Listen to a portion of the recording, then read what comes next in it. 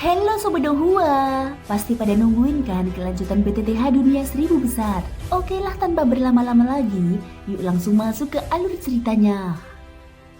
Di episode sebelumnya, Xiaoyan sukses menembus alkemis kaisar peringkat 2 tingkat manusia menengah, lalu mulai memurnikan pil Xuanyin untuk Qinxin. Dari resep tingkat tinggi itu, dia menyadari adanya penyakit tersembunyi pada Qinxin. Namun, Xiaoyan memilih fokus kepada kesepakatan. Dengan api suci dan tungku iblis hitam, Xiaoyan berhasil menyelesaikan 2 tahap tersulit pemurnian bahan inti, mempercepat proses secara signifikan, dan kini berada selangkah lagi menuju pembentukan pil Xuanyin, menandai awal konflik dan rahasia besar menjelang pembukaan reruntuhan. 20 hari telah berlalu, namun Xiaoyan belum juga menampakkan diri. Di halaman kosong yang sunyi, Qinxin duduk sendirian menatap ke kejauhan. Wajahnya tenang tetapi sorot matanya menyimpan kegelisahan yang sulit disembunyikan. Bukan karena dia meragukan kemampuan Xiaoyan, melainkan karena dia tahu apa yang sedang dihadapi Xiaoyan bukanlah hal sepele, terutama benda-benda yang berasal dari reruntuhan itu. Tiba-tiba sebuah suara aura dingin menyapu udara. Seorang pria berjubah angin besar muncul seketika di dalam kompleks.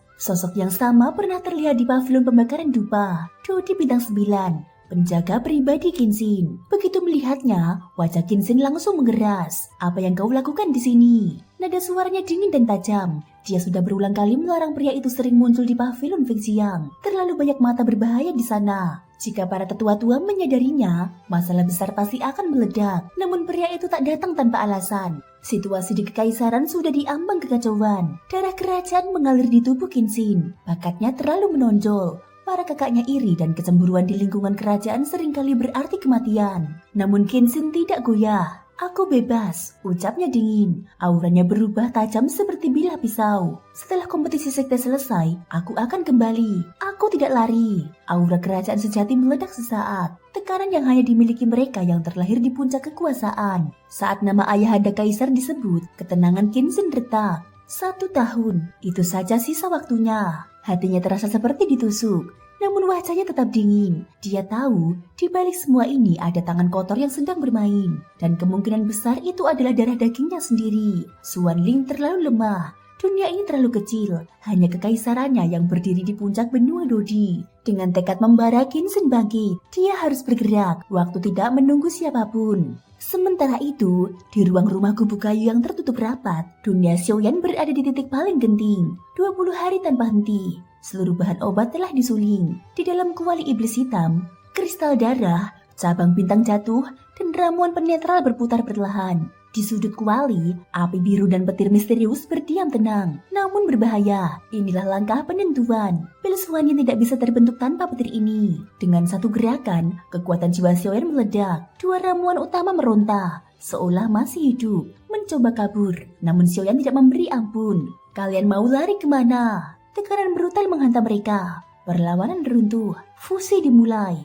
Cairan obat bergetar hebat. Daya obat di dalamnya terlalu kuat. Cukup untuk meledak kapan saja. Namun Xiaoyan sudah siap. Ramuan penetral diturunkan. Ketegangan mereda. 2 cairan itu perlahan menyatu. Berhasil. Namun ini baru setengah jalan. Api biru dan petir misterius kembali. Petir mengamuk. Aura kehancuran meledak di dalam kuali. Api biru dan petir misterius berusaha kabur. Liar, brutal, dan tak berakal. Namun Xiaoyan sudah bergerak. Api suci menyala di tangannya. Kau pikir aku tak bisa mengendalikannya? Dalam sekejap dia menerjang. Tak ada ruang untuk melarikan diri. Petir ditangkap paksa dan diseret menuju inti pil. Bum! Dentuman dahsyat mengguncang ruangan. Kuali bergetar keras. Pil Xuanyin ditempa dengan petir. Kotoran dipaksa keluar. Asap putih mengepul. Daya obat dipadatkan hingga batas ekstrim. Langit di luar mulai berubah. Awan gelap berkumpul. Tekanan mengerikan mulai turun. Namun Xiaoyan tidak berhenti. Karena dia tahu jika ragu 1 detik saja, semua usaha 20 hari ini akan hancur tanpa sisa. Api biru dan petir misterius bukan petir biasa. Dia adalah tahap terakhir dalam penyempurnaan pil Xuanyin. 1 langkah yang menentukan keberhasilan atau kehancuran total. Di dalam kuali iblis hitam, cairan obat akhirnya menyatu sempurna. Perlahan sebuah pil abu-abu sebesar mata naga terbentuk. Pada saat yang sama udara bergetar. Petir meraung. Api biru dan petir misterius bangkit, dipenuhi amarah dan keganasan murni. Meski mengandung kekuatan yang brutal, petir ini tak memiliki kehendak sendiri. Di hadapan kekuatan jiwa Xiaoyan, dia hanya bisa tunduk. Dengan satu dorongan kuat, Xiaoyan memaksa api biru dan petir misterius turun. Petir merah menyala menghantam pil abu-abu. Kuali bergetar hebat, seolah akan hancur kapan saja. Namun yang terjadi bukan kehancuran, melainkan pemurnian. Setiap dentuman petir memaksa kotoran keluar dari pil. Asap putih mengepul, daya obat makin padat. Tubuh api biru dan petir misterius terus berubah warna. Dari abu-abu kusam menjadi merah membara, lalu berkilau keemasan, berfluktuasi tanpa henti. Hari demi hari berlalu, 25 hari penuh, lalu 3 hari tambahan. Xiaoyan duduk tak bergerak, mengendalikan semuanya dengan kekuatan jiwa yang luar biasa. Wajahnya tenang, tetapi tekanan di sekelilingnya makin mengerikan. Di luar komplek Qinxin, langit berubah muram, awan petir berkumpul rapat, berputar rendah. Aura kehancuran menyelimuti wilayah itu, membuat siapapun yang merasakannya merasa tercekik. Di ruang penyulingan, Ye Ming mengangkat kepala dengan mata berbinar. Baru saja menembus tingkat alkemis kaisar peringkat 2, Xiaoyan sudah berani menyempurnakan pil setingkat ini. Dan dari fluktuasinya saja, kualitas pil ini jelas tak sederhana. Ling Fuyao hanya bisa terdiam. Kebanggaan yang selama ini dia jaga perlahan runtuh. Dia sadar jarak di antara mereka sudah terlalu jauh. Awan petir itu terlalu menakutkan. Bahkan Ye Ming mengakui dia sudah lama tidak melihat Lei Yun dengan tekanan sedahsyat ini. Jika dugaannya benar, pil ini mungkin akan melahirkan pola pil. Sesuatu yang bahkan bagi alkemis kaisar pun sangat langka. Di dalam ruang penyulingan, Xiaoyan membuka matanya. Pil Xuan Yin telah sempurna. Namun dia tahu itu belum berakhir. Tribulasi petir tak bisa dihindari. Boneka iblis emas miliknya sudah lama tak mampu mengimbangi kekuatannya sekarang. Mengandalkannya hanya akan menjadi beban. Maka Xiaoyan mengambil keputusan. Dia akan menghadapi tribulasi ini sendiri. Api suci membungkus tubuhnya saat dia melesat keluar, muncul di puncak komplek Qinxin. Di atas kepalanya awan petir seakan menunggu momen ini. Bum! Petir hitam mengamuk, memancarkan tekanan kehancuran yang membuat langit seolah runtuh. Begitu melihatnya, wajah Ye Ming berubah drastis. Itu adalah Di Xuanli, algojo para alkemis kaisar. Petir yang tak bisa dibantu siapapun. Gagal berarti lenyap tanpa sisa. Namun Xiaoyan tak ragu sedikit pun. Dengan api suci yang menyala di seluruh tubuhnya, dia menatap langit yang mengamuk lalu melesat langsung ke tengah petir. Para petinggi pavilion Feng Xiang menghentikan semua urusan mereka. Seluruh pandangan tertuju ke satu titik di langit. Sementara itu, Xu Jin hanya tersenyum tenang. Petir sekuat apapun tak akan cukup untuk menjatuhkan muridnya. Dan di bawah langit yang diguncang guntur, pertarungan hidup dan mati pun resmi dimulai. Setelah Xiaoyan menyelesaikan penyulingan pil obat, dunia kembali bergerak seperti biasa. Berbagai tempat kembali tenggelam dalam kultivasi masing-masing. Seolah badai yang sempat bergejolak telah berlalu. Namun jauh dari keramaian, di balik pavilion pembakaran dupa, tersembunyi sebuah gua sunyi yang diselimuti segel kuat. Di sanalah jeritan Qinxin menggema. Pelan, terputus-putus, namun menusuk hingga ke tulang. Aku tidak mau. Aku belum boleh jatuh. Masih terlalu banyak hal yang harus kulakukan. Tubuhnya gemetar, mata indahnya dipenuhi penderitaan yang tak mampu disembunyikan. Rona merah muda tak wajar menyelimuti pipinya, pertanda rasa sakit yang telah melampaui batas manusia biasa. Bahu harum Qinxin terbuka, dan di sanalah sumber segalanya berada. Sebuah bunga merah aneh berdenyut perlahan di atas bahunya, seolah hidup. Aura kematian yang menakutkan terus memancar darinya, memenuhi seluruh gua dengan cahaya merah iblis yang menyesakan. Bunga itu bukan sekedar hiasan. Di dalamnya tersimpan kekuatan yang mengerikan, kekuatan yang bahkan jauh melampaui Dodi bintang 9 biasa. Berhenti, Qinxin menggertakkan giginya, tatapan dingin memancar dari matanya, sementara keringat dingin menetes deras di dahinya. Seolah mendengar perintah itu, bunga merah bergetar, cahayanya meredup perlahan, aura mengerikan pun ditarik kembali. Dan keheningan kembali menyelimuti gua. Qinxin ambruk ke tanah, terengah-engah, nafasnya kacau. Tubuhnya terasa kosong seakan seluruh vitalitasnya baru saja direnggut paksa. Ini bukan pertama kalinya, dan jelas bukan terakhir. Dia tidak tahu apa sebenarnya bunga merah itu. Yang dia tahu hanya satu, bunga tersebut memberinya kekuatan besar. Namun sebagai gantinya dia terus menggerogoti hidupnya sedikit demi sedikit. Itulah alasan Qinxin memaksa Xiaoyan menyuling pil Xuan Yin. Tanpa pil itu, setiap letusan bunga merah akan menjadi mimpi buruk, menyiksa tubuh, menghancurkan pikiran, dan menanamkan ketakutan mendalam. Sial, apa sebenarnya benda terkutuk ini? Dengan seluruh pengalamanku, bahkan dengan kekuatan bawahanku tak satu pun tahu asal-usulnya. Setelah beberapa saat, wajah Qinxin sedikit pulih. Dia mendengus dingin dan mengenakan kembali pakaiannya. Aku tidak tahu sampai kapan aku bisa bertahan. Dia menggelengkan kepala keras. Rasa sakit tadi terlalu mengerikan untuk digambarkan dengan kata-kata. Aku hanya bisa berharap Xiaoyan berhasil. Jika pil Suan Yin itu tidak berguna, maka benda ini akan sulit disembuhkan. Dia telah membayar mahal demi resep rahasia itu. Jika semua ini sia-sia, maka masa depannya benar-benar berada di ujung tanduk. Sudahlah, kembali dulu. Kenshin menenangkan nafasnya, menyelaraskan auranya agar tak terlihat ganjil. Dengan satu gerakan tangan, vitalitas terang mengalir, dan segel gua pun terbuka sedikit. Sosoknya menghilang dari kegelapan. 3 hari sudah berlalu. Kemana Kenshin pergi? Di kediaman utama, Xiaoyan duduk di kursi kehormatan, alisnya sedikit berkerut. Sejak menyelesaikan penyulingan pil Suan Yin 3 hari lalu, dia hanya menunggu di sini.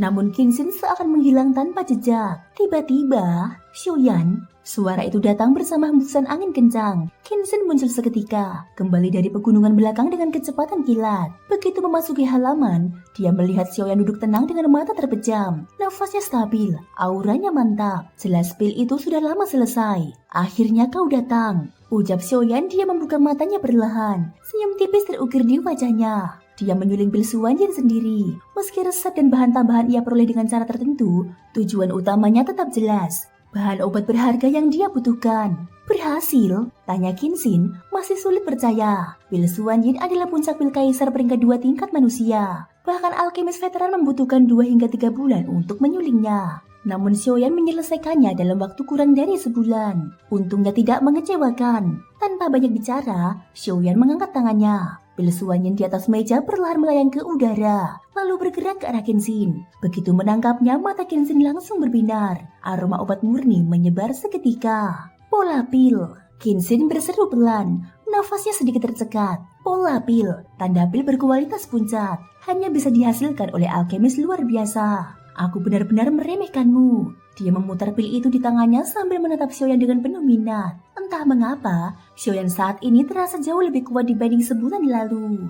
Bagaimana? Xiaoyan tersenyum tipis, membiarkannya memeriksa dengan seksama. Tak lama kemudian, Kenshin menghela nafas lega. Alkemis kaisar peringkat 2 seusiamu benar-benar tidak masuk akal. Tapi tenang saja, apa yang kujanjikan pasti ku tepati, ucap Kenshin. Dia memutar cincin di jarinya. Suhu udara mendadak turun drastis. Mata Xiaoyan langsung menyala. Ini hadiahmu. Sebuah kotak kayu muncul di tangan Kenshin. Begitu Xiaoyan menyentuhnya, hawa dingin menusuk telapak tangannya. Dia hendak membukanya. Jangan, Kenshin buru-buru menghentikan. Benda ini terlalu kuat. Jika tak ditekan energi dingin, isinya bisa lenyap. Aku tahu. Xiaoyan memejamkan mata. Seketika kekuatan jiwa dan api yang mengerikan membungkus kotak itu.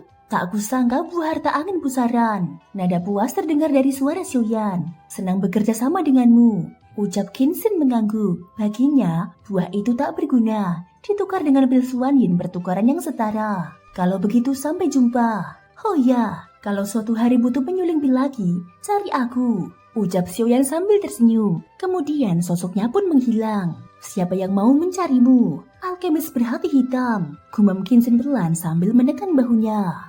Namun di balik keluhannya, dengan benda itu bunga merah di tubuhnya akhirnya bisa ditekan untuk sementara. Setelah gejolak penyulingan pil obat benar-benar berlalu, pavilion Fengxiang kembali tenggelam dalam ketenangan. Para murid kembali berkultivasi. Aula-aula kembali dipenuhi suara latihan, dan seolah badai besar yang sempat mengguncang wilayah itu tak pernah terjadi. Namun ketenangan itu hanyalah permukaan. Di baliknya, arus bawah mulai bergerak perlahan namun pasti. Rumor yang sebelumnya simpang siur satu persatu terkonfirmasi. Sebuah reruntuhan kuno memang benar-benar ada. Hanya saja, lokasi pastinya, cara membukanya dan rahasia di dalamnya baru akan terungkap sebulan kemudian. Dan 1 bulan itu menjadi awal dari perubahan besar di seluruh Suan Santian. Pavilion-pavilion besar mulai bergerak diam-diam. Sekte-sekte kecil mempercepat kultivasi muridnya. Bahkan para ahli tua yang jarang menampakkan diri pun mulai keluar dari persembunyian. Namun di antara semua kekuatan itu, satu tempat justru berada dalam kondisi paling sensitif. Pavilion Wanhua. Sejak pemilik pavilion menghilang tanpa kabar, seluruh urusan kini ditangani oleh wakil pemilik pavilion, Huayun. Di luar, dia tampak tenang dan tegas, namun hanya dirinya yang tahu seberapa besar tekanan yang harus dia pikul. Melalui jaringan rahasia dan metode tersembunyi, Huayun akhirnya memastikan satu hal penting. Ketidakhadiran pemilik pavilion bukan karena bahaya besar, bukan pula karena kematian, melainkan karena urusan pribadi yang jauh lebih rumit dari yang dibayangkan siapapun. Di sebuah ruangan sunyi pavilion Wanhua, asap dupa melayang tipis. Guru kedua, suara Yuru terdengar lembut. Menurut Anda, apa yang sebenarnya sedang guru lakukan sekarang? Huayun tersenyum tipis, seolah sudah menunggu pertanyaan itu. Ruer, katanya pelan, menurutmu apa hal tersulit di dunia ini? Yuru terdiam sesaat. Kultivasi, jawabnya jujur. Orang biasa ingin mencapai tingkat petarung abadi, bisa menghabiskan puluhan bahkan ratusan tahun. Hahaha. Huan Yun terkekeh pelan. Dulu aku bahkan tak layak disebut kultivator. Aku hanya pelayan kecil di sisi pemilik pavilion. Tapi beliau tidak pernah meremehkanku. Membawaku menjelajah dunia, mengajariku bertahan hidup. Sedikit demi sedikit, aku sampai di titik ini. Nada suaranya perlahan berubah berat. Pemilik pavilion kita selalu bangga. Dia ingin menjadi sosok yang berdiri di puncak dunia. Namun di perjalanan itu, kami bertemu terlalu banyak monster berbentuk manusia. Dan yang paling menyilaukan di antara mereka adalah Ventian. Tatapan Huan Yun mengeras. Kala itu pemilik pavilion kita begitu arogan. Tapi Ventian menghancurkannya. Bukan hanya kekuatan, tapi juga harga diri. Setelah itu, pavilion Wanhua berdiri. Bukan untuk bersaing, tapi untuk memberi tempat berlindung. Itulah sebabnya pavilion Wanhua menutup pintunya bagi pria. Karena luka itu belum pernah sembuh. Yuru terdiam, namun kebingungan justru muncul di hatinya. Jika guru kedua begitu membenci Ventian, mengapa dia justru membelanya beberapa hari lalu? Ventian bebas dan liar. Lanjut Huayun, dia melukai pemilik pavilion kita, lalu menyeret pemimpin sekte racun ke dalam pusaran yang sama. Pemilik pavilion terlalu baik, terlalu lembut, dan sejak saat itulah dirinya berubah. Yuru mengangguk pelan. Huan Yun menghela nafas. Cukup sampai di sini, fokuslah berkultivasi. Sebulan lagi, reruntuhan akan muncul, dan saat itu pemilik pavilion juga akan kembali. Bagaimana dengan pewarisanmu? Tanya Huayun. Aku sudah mencapai Kaisar Do bintang 5 tahap sempurna. Jawab Yuru, tapi tribulasiku terasa jauh lebih berat. Ucap Yuru. Reruntuhan itu akan menjawabnya, ujar Huayun tegas. Yuru pun berpamitan. Di sepanjang jalan, pikirannya melayang pada satu sosok, Xiuyan, pemuda yang memanggul penggaris besar yang berdiri di garis depan tanpa rasa takut. Senyum kecil muncul tanpa sadar di sudut bibirnya. Di saat yang sama, di wilayah terlarang pavilion Wanhua, tempat ini aman, kata Huasin. Katakan semuanya di sini. 3 sosok muncul perlahan, Huasin, Ventian, dan Bingxin. Xin-er, aku. Ventian baru membuka mulut. Katakan, suara Huasin menusuk. Katakan semuanya. Setelah itu kita tak saling berhutang. Xin-er, aku minta maaf. Mendengar itu Huasin meledak. Kenangan lama kembali menusuk. Mengapa? Mengapa bukan dirinya? Biar aku yang bicara. Bingxin melangkah maju, membuka cadarnya. Huasin, Ventian tidak pernah meninggalkanmu. Dan antara aku dan dia, tidak pernah ada dosa. Bohong, Huasin berteriak. Aku menunggu 100 tahun. Ucap Huasin. Kadang, yang kau lihat bukan kebenaran. Ucap Bingxin tenang. Katakan semuanya. Hari ini, aku ingin tahu segalanya. Suara Huasin bergetar, auranya meledak. Thank you guys sudah mendengarkan ceritaku di episode kali ini sampai akhir. Ikutin terus kelanjutan episode berikutnya ya. Terima kasih buat kalian semua yang udah subscribe, like, dan komennya. Semoga hari kalian menyenangkan. Sampai jumpa dan bye-bye.